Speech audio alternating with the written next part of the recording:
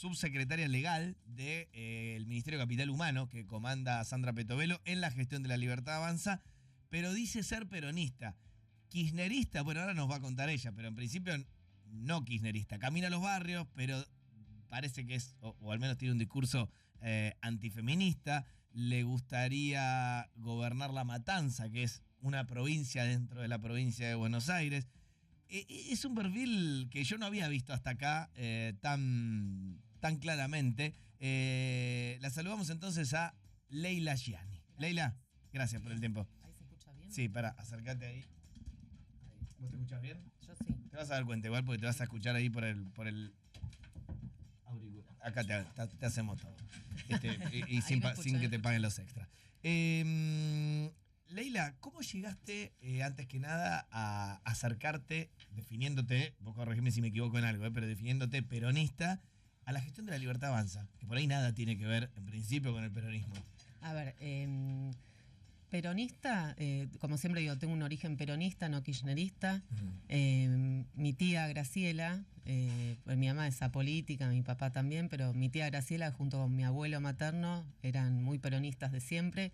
A mi abuelo materno recuerdo que él comenzó a trabajar en la empresa del Estado de Telefónica, no sé en qué, 1009 y pico, y fue Eva Perón la que le dio trabajo, él le hizo una carta y a la semana estaba laburando. Entonces como que de chiquita se mamó eso. Sí. Después, nunca milité en ninguna unidad básica, en ningún espacio político.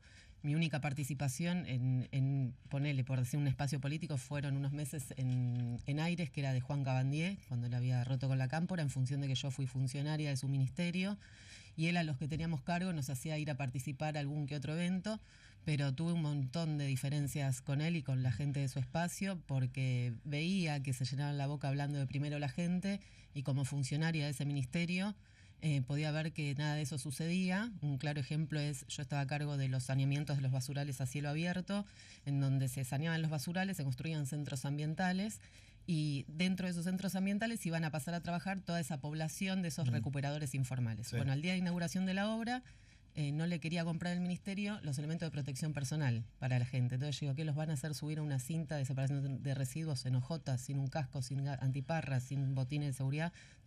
Ahí tuve un montón de diferencias y me han costado muchísimos vueltos en la gestión, como por ejemplo un día llegar a tu oficina y encontrarte que te llenaron la oficina de cajas que contenían luces LED y no podías sentarte a trabajar. Así que te habían ocupado tu espacio. Después yo me inicié en el Estado en el año 2012, me recibí a los 6 meses de haber ingresado, fui pasando por diferentes organismos, hice una carrera técnica. Mi primer cargo lo tuve en la gestión de Mauricio Macri. Claro, eso es llamativo, o sea, estuviste en la gestión de Mauricio Macri, claro, estuviste en la gestión de Alberto Fernández y en la de Javier Milei. Como funcionaria estatal, como les pasa a muchísimos funcionarios que son empleados públicos, que trabajan para la sociedad, y en función de mi capacidad de laburo y el esfuerzo y demás, me fueron convocando como técnica. Siempre tuve cargos técnicos. Después, en diciembre del 2023, a través de un amigo, me dice, están buscando gente para Capital Humano, le paso mi currículum, me entrevista el actual, hoy secretario legal y administrativo, tuve una entrevista y el 11 de diciembre ya estaba laburando en Casa Patria en el equipo de Sandra. Claro, que encima es un mega ministerio, ¿no? Porque maneja no solo de lo que antes era desarrollo social. No, tenés trabajo, cultura, en ese momento mujeres, educación, ex desarrollo. Jubilados, ¿no? Así que fue un mega ministerio. Ahí me ofrecen agarrar la subsecretaría legal y fue, la verdad, una tarea titánica de conformar equipos de abogados que entiendan las distintas temáticas de los ministerios. Pero por tu origen, que bueno, lo escondés, digo, esto de en la cuna ya mamaba peronismo, ¿los libertarios no te miraron con prejuicio? No, a ver, Javier Milei fue muy claro cuando asumió, que dijo, van a ser bienvenidos a las fuerzas del cielo todos aquellos que quieran sumarse a este proyecto.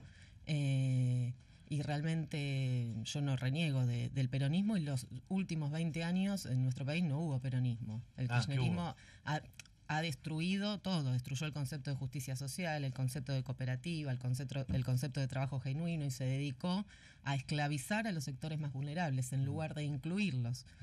Realmente dentro del sistema económico, dentro del sistema del trabajo, los excluyó permanentemente para, a través de planes sociales, tenerlos dominados, tenerlos sumisos y no dejarlos crecer. ¿Vos hoy te sentís, a pesar de tu origen, más cercana a la Libertad Avanza, a los libertarios, que al peronismo? Obviamente, Sí. yo abrazo y apoyo al 100% el proyecto del presidente Javier Milei, que es un proyecto popular. Javier Milei gobierna para el pueblo, no gobierna para la casta elitista, para la casta política. Date cuenta que así me hace recordar a veces al peronismo liberal de Carlos Menem.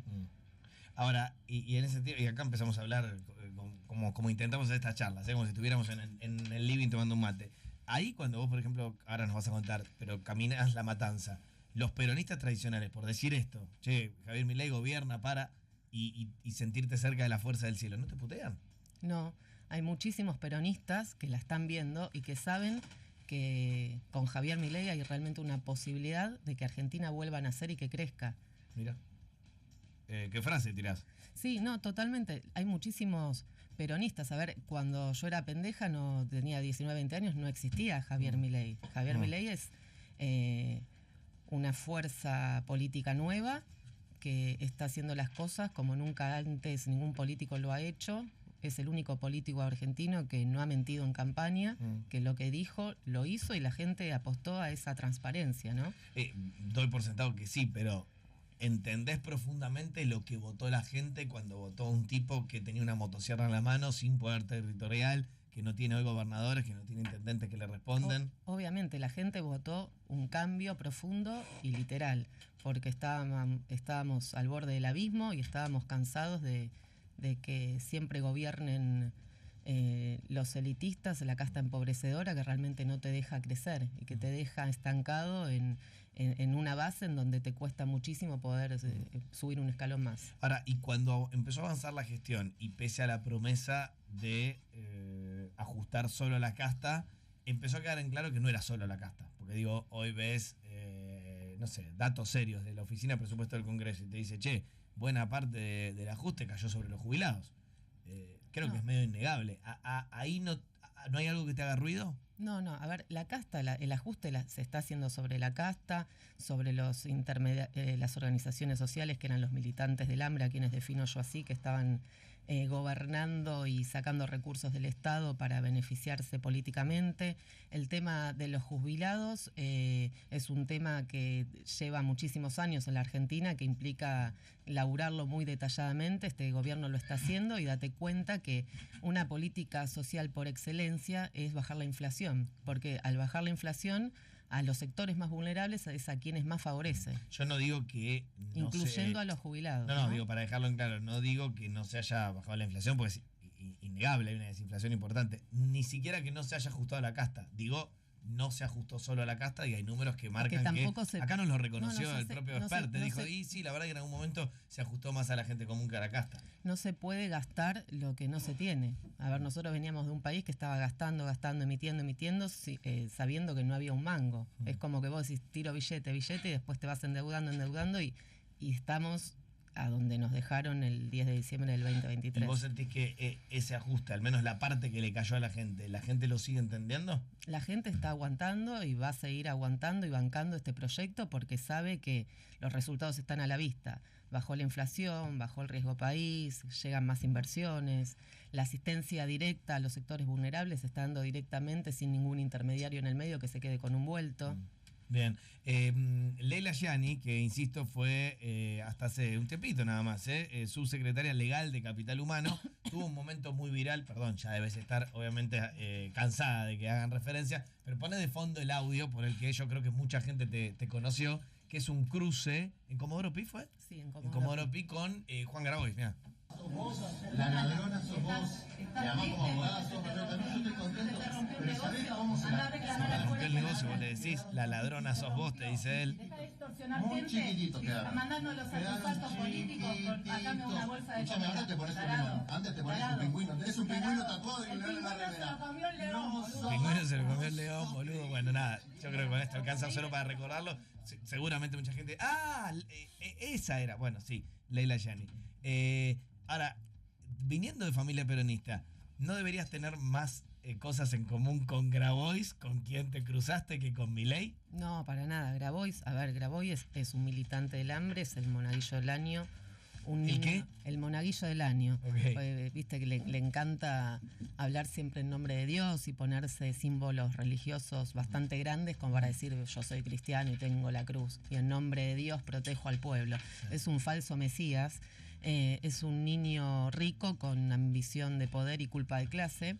Es un tipo que usó a los sectores más vulnerables, se disfraza de pobre para empatizar con ellos, pero de armar una política pública o de hacer una acción que realmente los incluya, está muy lejos.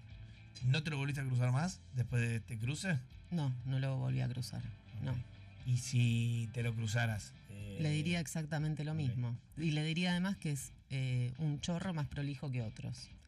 Porque si hay algo que hay que resaltarle a este señor, que es un delincuente muchísimo más prolijo que otros, porque ha tenido unos recaudos un poco más profundos en no dejar sus deditos marcados en muchos Porque eso te iba a expedientes, decir, como Emilio Pérsico, por ejemplo. Él vino acá también, digo, para que veas que recibimos a todos, y por ejemplo, habló mucho sobre la denuncia sobre el FISU, ¿no? Vinculado a construcciones y, en general, y mejoramientos, por ejemplo, en barrios populares, y él decía, ves, pasó el tiempo y la justicia me dio la razón de que yo no tenía nada que ver, y que es más, los propios libertarios dicen que ese programa de inclusión sociointegral funcionaba bien. No, a ver, nosotros junto al equipo que estoy liderando estamos investigando profundamente el caso del FISO en función de unas cooperativas que no han finalizado obras y eran cooperativas que no tenían ni la capacidad técnica ni financiera como para haberla gestionado. Un ejemplo es una cooperativa que se dedicaba a hacer dulces de frambuesa, durazno y qué sé yo, y le daban como una obra para que haga toda una red vial. Entonces claramente ahí te das cuenta que no tiene ni capacidad técnica ni financiera una cooperativa para hacerlo. Después, lo que sí hacían en las gestiones anteriores eran disfrazarte en los papeles una política pública inclusiva, que vos en los papeles y en la teoría decís, bueno, mirá qué buena, financiamiento para construcción de barrios populares o el plan potenciar trabajo, de dar una asistencia a distintos sectores para que puedan ser incluidos en el mundo laboral. Pero eso en los papeles. Después en la práctica, ¿qué hacían? Aparecían organizaciones sociales en el medio que se dedicaban a pedirle guita a desarrollo social para hacer proyectos de inclusión de todos estos sectores. Muchos de esos proyectos no se han concluido y además no les alcanzaba con pedirle guita a desarrollo social, sino que le pedían guita a los beneficiarios del plan potenciar. Y un claro ejemplo de esto es la causa en donde está procesado Beliboni junto a 18 militantes del Hambre Más, en donde están imputados por fraude a la Administración Pública Nacional, extorsión y amenazas coactivas. Que Beliboni, con la suma de estos delitos, podría comerse hasta 16 años en cana. Además, después, en esa misma causa, te das cuenta del modus operandi en donde estas organizaciones sociales, a la hora de rendir cuentas, ¿qué pasa? Rendían cuentas con facturas apócrifas. Entonces, es toda una red, una gran matriz de corrupción en donde están implicados organizaciones sociales, exfuncionarios del Ministerio de Desarrollo Social, porque para que ellas se muevan así, para que le sigan bajando guita, del otro lado tenía que haber gente que no mirara lo que estaba pasando. Hay escribanos metidos, muchísimos abogados, o sea, es una gran matriz de corrupción, lo ha descrito muy bien el fiscal Policita. Leila Yani con nosotros, abro la mesa, para los que quieran preguntar, te hago solo esta para avanzar. Vos te fuiste del Ministerio de Capital Humano, me decías fuera de aire, sin polémica en principio, querías tener más vinculación con la gente. Así es, fue una salida consensuada y mis ganas de salir del escritorio al territorio. Ok, y decías que está todo bien con la libertad de avance y que te sentís todavía parte de las Fuerzas del Cielo. Soy parte de las Fuerzas del Cielo, estoy trabajando en PBA de la mano de Sebastián Pareja, Martín Menem. Bueno, y ahí voy. Cuando vas a La Matanza, que es realmente, si uno piensa en el corazón de la madre de todas las batallas de la provincia de Buenos Aires, es La Matanza. Hoy manejada por Fernando Espinosa. ¿Qué te dice la gente? Digo, en ese terreno donde en general se dice es el bastión del kirchnerismo. ¿Qué escuchás? ¿Escuchás todavía voces a favor de Cristina? ¿Escuchás voces que se van convenciendo de Javier Milei? ¿Escuchás libertarios?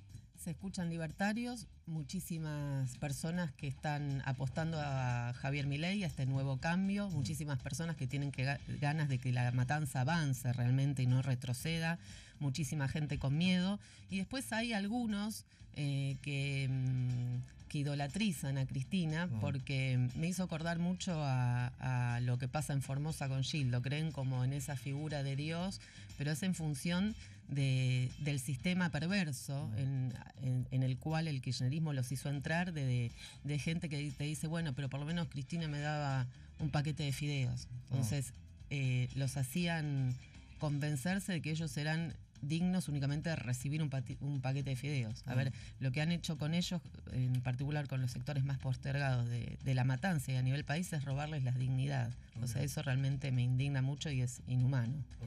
Pero digo, ves, aguante en la gente, insisto, en ese bastión que todo el mundo señala, es donde Cristina tiene por ahí más cantidad de votos. La gente la está empezando a ver. Se están despertando los leones, como diría Javier. En el corazón del conurbano. Sí. Mirá.